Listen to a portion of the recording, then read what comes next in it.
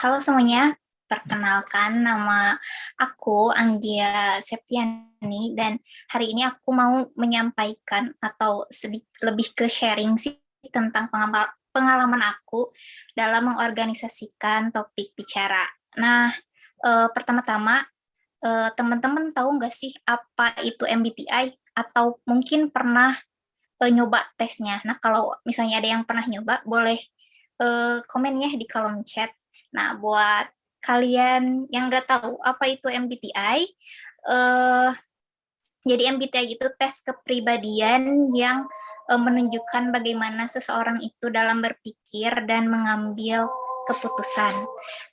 Nah, aku sendiri MBTI-nya itu INFJ atau introvert, intuition, feeling dan juga judging. Nah, aku ini punya satu tipe judging. Nah, orang yang judging ini biasanya orang yang suka uh, merapihkan sesuatu kayak membuat jadwal, mengorganisasikan barang, atau mungkin suka gitu saat aktivitasnya terkontrol. Nah, aku ini benar-benar tipe yang judging banget. Kayak misalnya untuk hari ini aja, aku udah mikirin dari kemarin mau melakukan apa aja gitu persiapannya. Sampai ke jam-jamnya itu secara detail. Misalnya dari bangun pagi jam berapa, terus beres-beres, siap-siap buat presentasi, latihan, dan selanjutnya. Nah, aku tuh udah prepare sehari sebelumnya gitu. Aku tuh udah di otak tuh udah ngejadwal apa yang bakal aku lakuin untuk beberapa hari ke depan gitu.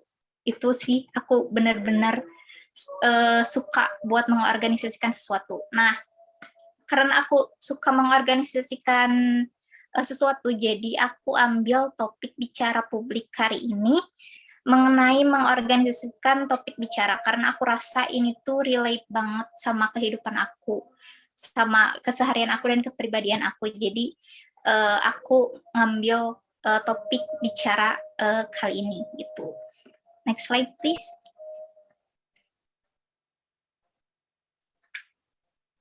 Nah, sebelum ke inti materinya, aku mau ngebagi topik bicara kali ini menjadi 3 bagian. Yang pertama itu mengenai pentingnya mengorganisasikan topik. Yang kedua, cara mengorganisasikan topik. Ini main poinnya. Dan yang terakhir, yaitu kesimpulan dari topik bicara publik aku kali ini. Next slide, please.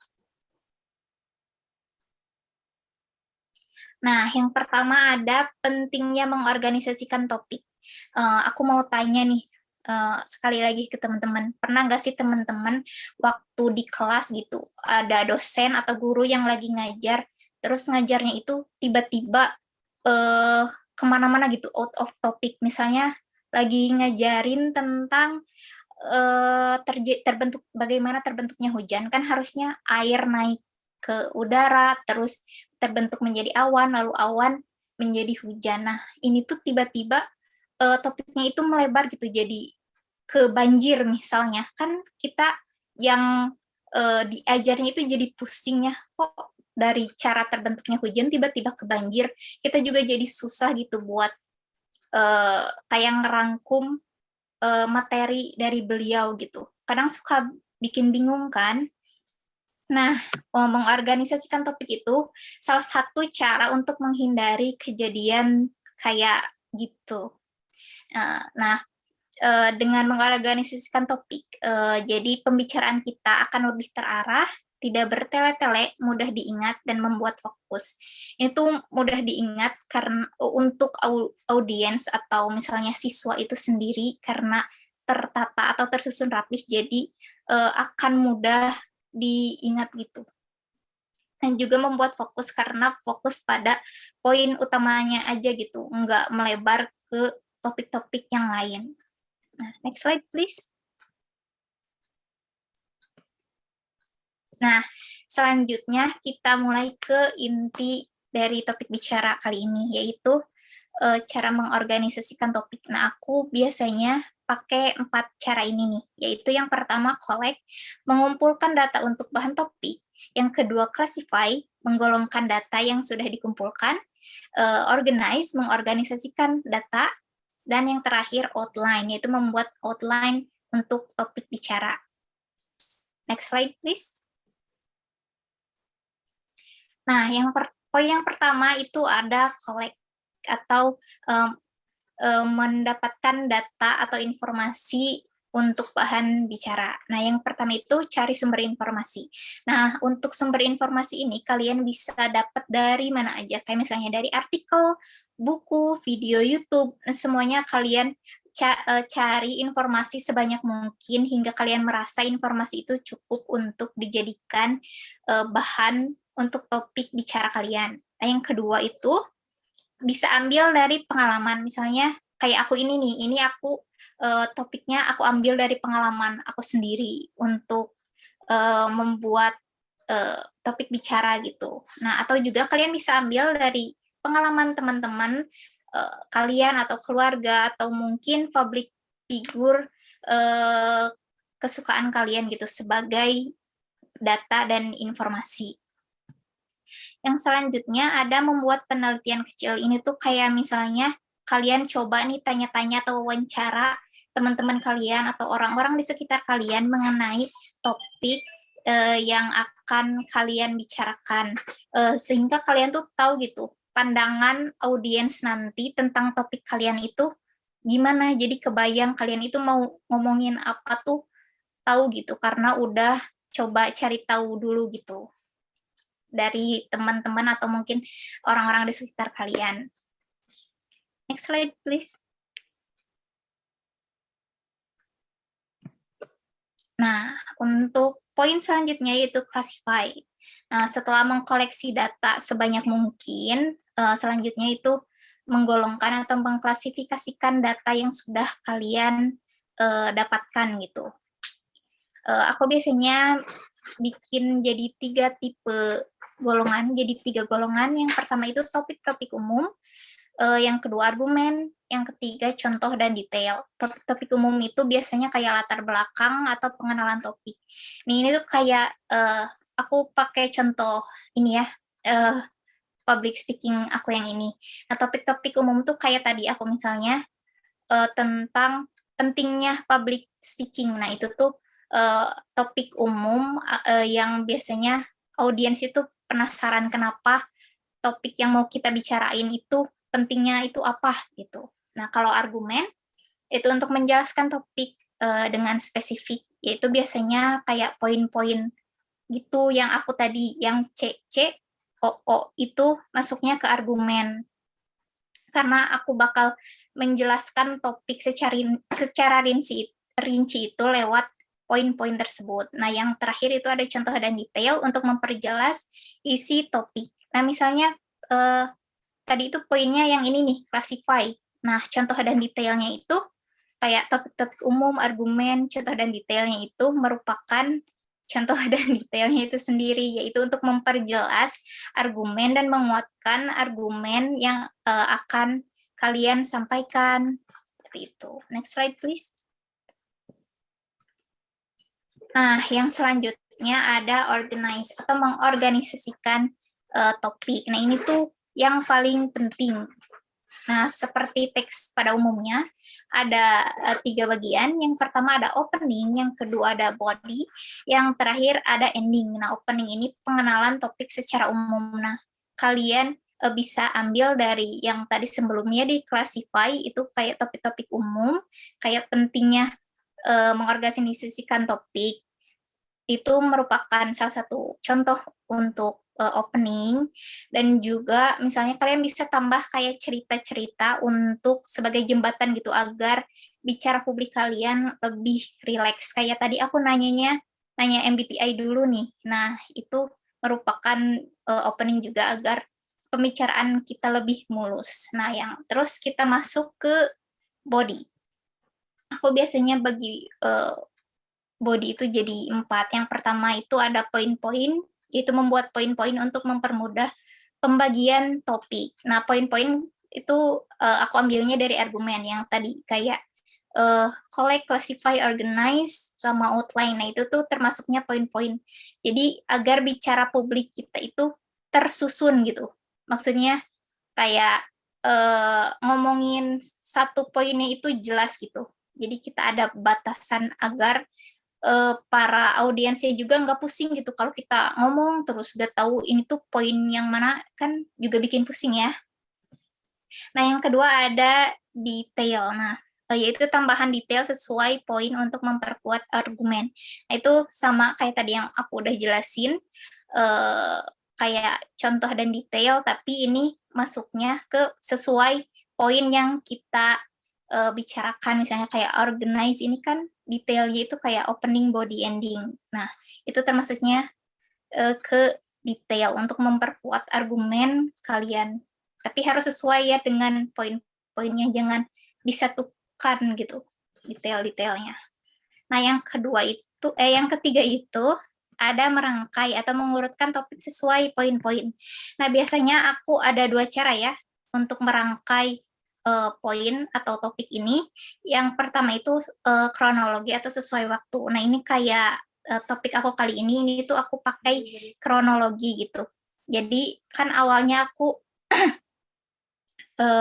collect dulu, terus classify, terus organize, terus bikin outline. Nah, itu sesuai waktu. Jadi itu emang benar-benar harus sesuai. Kalau misalnya diganti posisinya nanti gak bakal terjadi gitu. Nah, ada juga pakai part atau bagian. Nah, ini contohnya kayak misalnya 5 tips agar suara bagus misalnya. Misalnya minum madu atau rajin olahraga misalnya. Terus rajin nyanyi misalnya kayak gitu. Nah, itu tuh kalau diacak pun gak bakal mempengaruhi topiknya itu sendiri gitu. Gak kayak kronologi harus sesuai dengan waktunya. Kalau part itu kalian boleh acak-acak itu, dan itu nggak bakal mempengaruhinya gitu. Terus ada yang terakhir transisi, yaitu menghubungkan poin satu dengan poin lainnya. Ini tuh penting agar audiens itu tahu gitu, kita ini udah ganti ke poin selanjutnya. Kayak misalnya aku tadi, kayak next slide itu tuh merupakan salah satu transisi. Atau mungkin kalian bisa pakai transisi kayak pertama, kedua, ketiga, selanjutnya, kemudian itu merupakan transisi juga. Yang terakhir ada ending, yaitu kesimpulan dan penguatan kembali ke sana. Ini tuh kayak summary gitu, agar audiens itu bisa ingat apa sih yang udah kita omongin tadi, topik apa sih, maksudnya gitu. Next slide please.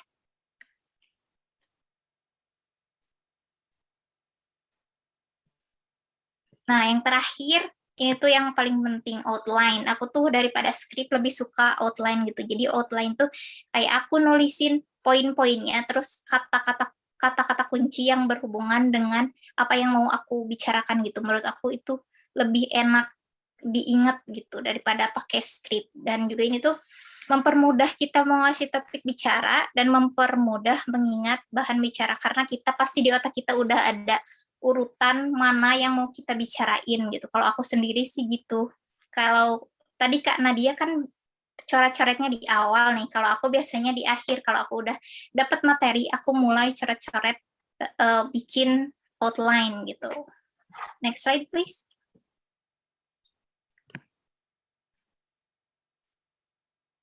Nah, yang terakhir ada kesimpulan. Jadi dari sharing-sharing kali ini kita punya 4 poin yang harus diingat. Yang pertama, collect atau mengambil data dan informasi tentang topik. Yang selanjutnya ada classify, yaitu mengklasifikasikan atau menggolongkan data dan informasi yang sudah diambil. Yang ketiga ada organize, yaitu kita mulai menyusun dan mengorganisasikan topik bicara kita sesuai poin-poinnya masing-masing.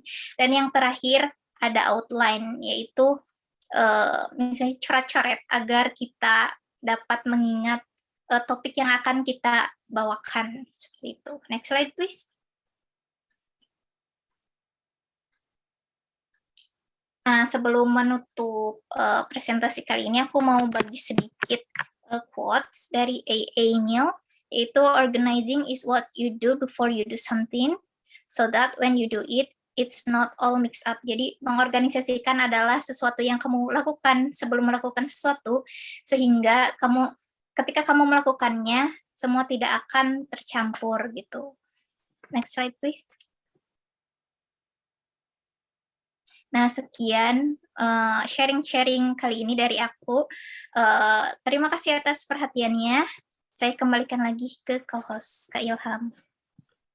Oke, terima kasih Kak Anggiani ya atas pemateriannya yang luar biasa nih. Seru banget ya, tadi kita udah bahas kenapa sih mengorganisasikan atau mengatur topik bicara itu penting buat public speaking. Nah, buat teman-teman nih yang masih penasaran dengan cara mengorganisasiin topik, bisa langsung tekan tombol raise hand untuk bertanya atau bisa langsung tuliskan pertanyaannya di chat box. Boleh nih. Selagi kita nunggu pertanyaan, boleh dong saya selaku co-host bisa bertanya. Oke, kan tadi kita udah bahas cara mengorganisasiin topik ya. Terus juga kita jadi tahu betapa pentingnya ngeorganisasiin topik itu. Nah, aku tuh pengen tanya dong Kak, gimana sih bagian mana kita mulai buat mengorganisasiin topik itu yang paling sulit buat dimulai, yang menurut kakak tuh wah susah banget nih dilakukan atau paling ribet gitu untuk dilakukan. Oke, terima kasih Kak Ilham atas pertanyaannya. Kalau aku sendiri sih yang paling susah, maksudnya step yang paling susah itu yang pasti collect. Nah, aku tuh kadang bingung gitu. Misalnya topiknya udah ada nih, tapi maksudnya kayak detail-detail yang mau aku sampein itu aku nggak tahu gitu mau ngomongin apa. Kayak misalnya ini kan tentang public speaking nih, kan topiknya tentang public speaking. Nah, aku tuh kadang suka kesulitan gitu. Apa sih nyari topik yang sesuai dengan tema public speakingnya itu. Jadi aku misalnya kadang suka cari-cari ide dulu atau buka-buka buku dulu. Apa sih yang misalnya aku bisa kuasai. Kadang kan kalau kayak public speaking ini susah ya. Soalnya aku juga bukan ahli. Nah, jadi aku tuh coba nyari ide yang sesuai dengan kemampuan aku sendiri gitu. Itu sih paling susah, itu nyari datanya dulu. Soalnya aku kadang nggak tahu mau ngomongin apa gitu. Itu sih paling Kak Ilham. Oke, jadi nyari data itu paling susah ya, karena kita harus mencari data, mencari informasi yang kemungkinan juga kita nggak suka dan itu malah jadi bikin kita berat ya. Oke nih, bagus banget nih jawabannya nih, sangat menginspirasi. Oke nih, yang lain gimana nih? Ada yang ingin bertanya tidak? Seru banget loh, Mat.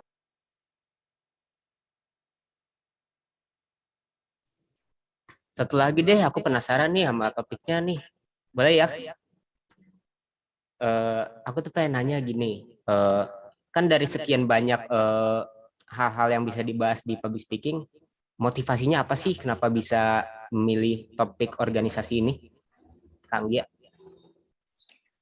Kalau aku sendiri kan kayak tadi ya udah di aku bilang kalau aku tuh orangnya J gitu, judging dari MBTI aku. Nah, aku tuh orangnya benar-benar suka mengorganisasikan sesuatu, kayak misalnya aku tuh suka bikin jadwal untuk besok gitu, hari besok aku tuh aktivitasnya apa aja, terus sampai jam-jamnya itu aku tuh pikirin gitu. Jadi karena aku nyaman mengorganisasikan sesuatu, jadi aku milih topik ini gitu.